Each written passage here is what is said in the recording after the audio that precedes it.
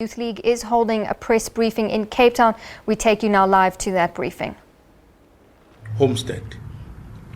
It should be noted that even before the matter sat on the Constitutional Court, the President of the country and President of the African National Congress had already indicated willingness to pay for these non-security related upgrades.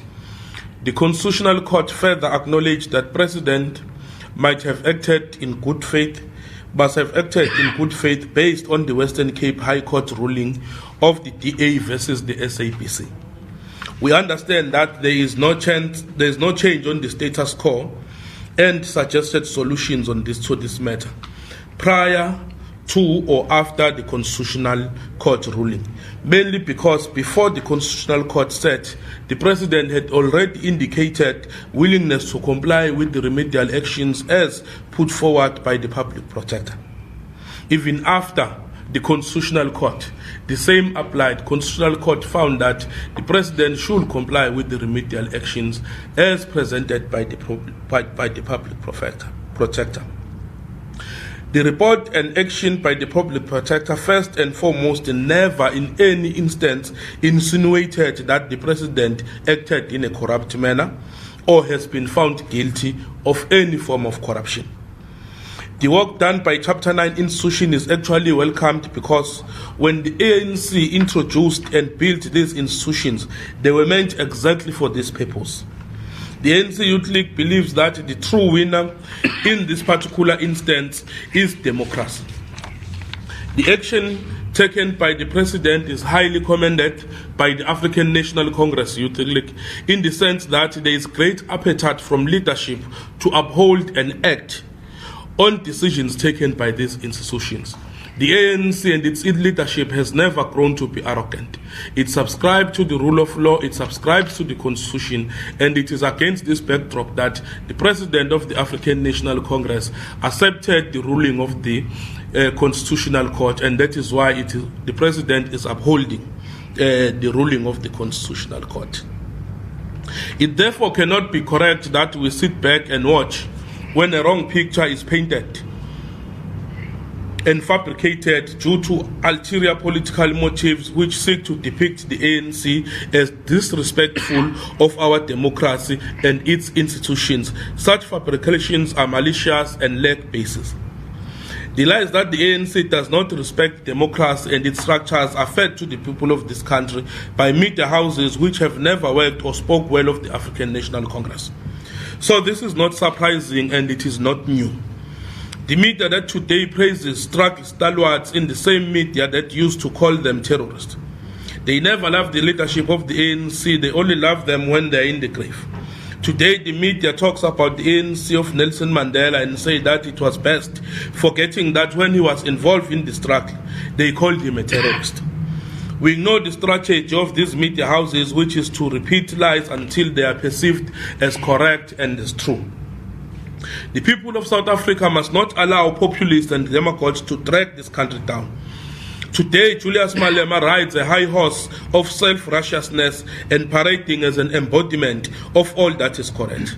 This is the same Julius who called the Public Protector a mere ombudsman. This is the same person who should be opening doors for the South African police to investigate his tender corruption related to on-point engineering as per the Public Protector's report. This issue of Malema and his conspirators is to seek justice not in a correct but in a wrong way. They seek to prevent and fend disorder and chaos and bring South Africa into a state of non-functionality. Julius has been given millions as funding to create chaos in our beloved country. He sold out to the Western imperialists who want to loot trillions from our economy by creating an unstable situation in our country. This is funds received when he went to England. The ANC Youth League notes with great concern the fact that traditional counter-revolutionary forces like Johann Rupert and of late New York Times have risen and are starting to make calls that the president must be recalled. These are people who have shown hatred against the ANC and its progressive policies in pursuit of economic equality. These are people and institutions that are advocates of white monopoly capital and propaganda machinery of the Western economic powers who hate the progressive and mutual relationships South Africa enjoy with countries like Brazil, China, India, like Brazil, Russia, China, and India. These are the same Western imperialist agents that infiltrated Libya and killed Gaddafi. They have infiltrated Brazil and they are bringing unrest in that particular country. They are prepared to pull all the stops, even if it means creating wars like they've done in countries like Iraq, where they continue to kill innocent people in the name of peacekeeping whilst looting their resources. We also note the credit rating agencies' attitudes towards South Africa and also targeting BRICS countries, as Brazil rating was cut further into junk territory by S&P earlier this year. We plead with the people of this country that they must open up their eyes and see that this is a bigger ploy that has been set in motion. They have used the media to create a perception that their views are views of the masses of our people. They continue to peddle lies and creation of perceptions that South Africa is a failed state. South Africa is not a failed state. The ANC continues to work tirelessly for the improvement of the lives of millions of South Africans. The ANC Youth League believes in the protection of democracy and majority rule. The anti-majoritarian forces want to lead this country without the mandate of the people. The true measure of democracy has always been and will always be through an election process. They want to undermine this very critical principle of our democracy. The ANC was given a mandate by overwhelming majority of the people of South Africa to govern this country.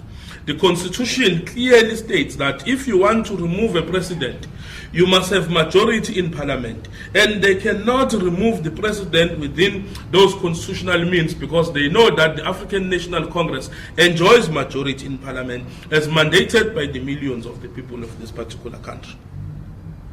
The president has already agreed to uphold decisions taken by constitutional structures that were set up by the ANC.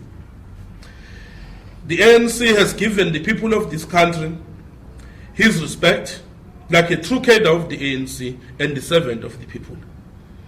Today they say the Constitution must be respected when it upholds their views, and in turn say that the Constitution is not enough when they want to collapse the country by seeking to use unconstitutional means to pursue their agenda. They will not succeed today in Parliament because even after Parliament, Zuma will still remain president of this particular country because there is no constitution or finding of a constitutional court that have said President Zuma must be removed. They do not care about the people. If Johan Rupert cared about the people, he should be speaking about the return of our land to the people. When is he going to talk about that? If Johan Rupert cared about South Africa so much, his 7.9 billion net worth must be contributed towards the no-fee increment on higher education and must have contributed to the current drought-stricken provinces instead of useless motor museum. It is high time to call for an investigation on whether he is not involved in illicit financial flows. He has suddenly grown a mouth and says that Zuma must be recalled, even after he has accepted remedial actions as proposed by the public protector. This sudden urge by Rupert is fueled by the fact that he is the one who arranged the meeting with funders of the EFF who agreed to participate in a program to fend disorder and chaos in our country. We note with great concern and disgust the union with which mostly white union members that have been co-opted to the regime change agenda. And these people are associated and have close links with the EFF. They, however, have no control whatsoever and should be charged with mutiny because their behavior is unbecoming. The ANC Youth League will in the next weeks embark on a serious program to interact with communities and our structures across the length and breadth of this country, to talk to all young black, white, colored and Indian people, to realize the dangers that are posed by these counter-revolutionary forces. We call on all members of the African National Congress to remain united and realize that this is an issue about sovereignty of our country.